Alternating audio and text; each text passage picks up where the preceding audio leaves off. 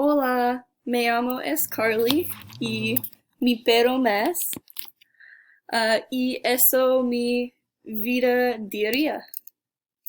Um, Empieza mi día, yo prepararse en mi dormitorio es Creswell y yo como en Bolton Dining Hall.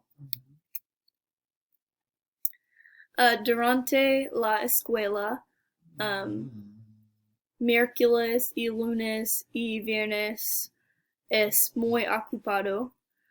Yo hago la clase de matemáticas y la clase de español y la clase de cycling y la clase de inglés.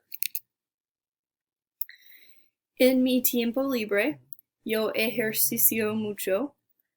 Yo levantarse pesas y yo corro y paso tiempo con mi novio y su perro, Math. Y paso tiempo con mis amigas y paso tiempo con mis familia, etc. Después escuela, yo voy a trabajar. Yo trabajo a una oficina de optometry de Five Points Eye Care. Yo empiezo a 2 en punto y salir a 6 en punto.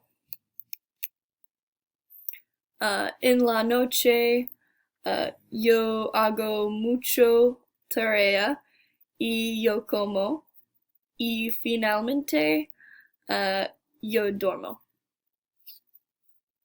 Adiós.